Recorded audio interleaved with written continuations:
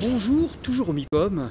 On continue notre petit tour d'horizon des différents responsables des chaînes françaises pour savoir grosso modo à quoi leur sert le MIPCOM, qu'est-ce qu'ils vont y trouver en termes de séries américaines et surtout quelle est la tendance, quelle est un petit peu la température du marché. Aujourd'hui, je vous propose une rencontre avec Laurent Stork, le directeur des programmes de TF1.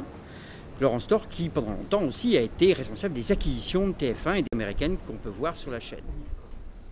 Alors, à ce MIPCOM, le calendrier fait bien les choses dans la mesure où ça correspond au retour des séries américaines dont nous avons vu certains pilotes au mois de mai. Parmi ces séries, la plupart font un retour très réussi, pour notamment les franchises de TF1 comme par exemple les Law & Order, New York Unité Spéciale, ainsi que la série des Experts, ainsi également que Mentaliste qu'on a signé l'an dernier et qui est déjà en saison 2 pour les États-Unis. Ce qui se passe sur les nouvelles séries américaines, c'est qu'aujourd'hui, il y a un encombrement, il y a un tel niveau de qualité que certaines nouvelles séries ont plus de mal à percer que d'autres. Notamment, vous qui connaissez bien le sujet, il y a une fameuse soirée du jeudi qui est très bataillée, puisque même une série comme Fringe, avec toute la qualité et le succès qu'elle a eu pour TF1, a peut-être un peu de mal à s'imposer en saison 2 aux USA. Donc, une des rumeurs du MIP, c'est que peut-être il la changerait de case horaire, ce qu'évidemment nous souhaitons vivement à TF1. Nous avons acheté certaines séries sur un pilote qu'on a vu au mois de mai. Aujourd'hui, ces pilotes ont tous pratiquement été à l'antenne et on entame les épisodes 2, 3, 4, 5.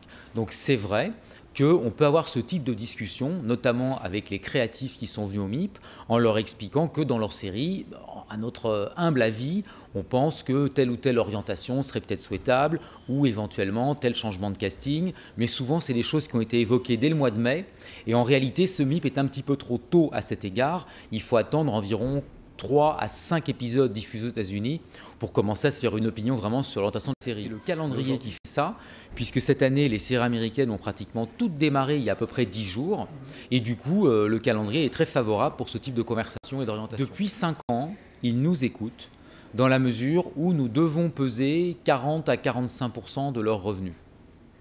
Mais néanmoins, ce qui compte pour eux, c'est le succès aux États-Unis, puisque c'est nécessaire mais pas suffisant. S'il n'y a pas de succès aux États-Unis, il ne saurait y avoir de saison supplémentaire pour les pays européens.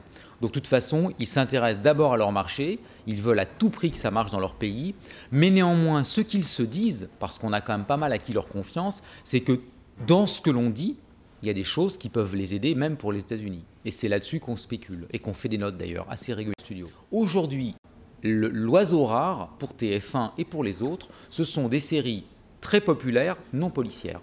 Donc la fiction française s'engouffre dans la brèche, puisque j'essaie de faire beaucoup de comédies.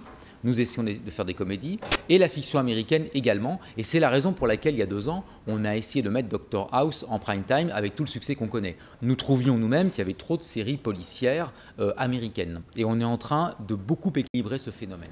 Voilà, c'était Laurent Stork, directeur des programmes de TF1. Dans le prochain blog, on sera toujours au MIPCOM, même si le MIPCOM sera chronologiquement terminé. Mais on sera toujours au MIPCOM, ce coup-ci avec un responsable d'une chaîne payante, Canal+, à savoir Manuel Alduy, qui nous parlera justement des acquisitions de la chaîne et encore une fois de ce qu'il vient faire au MIPCOM. À bientôt.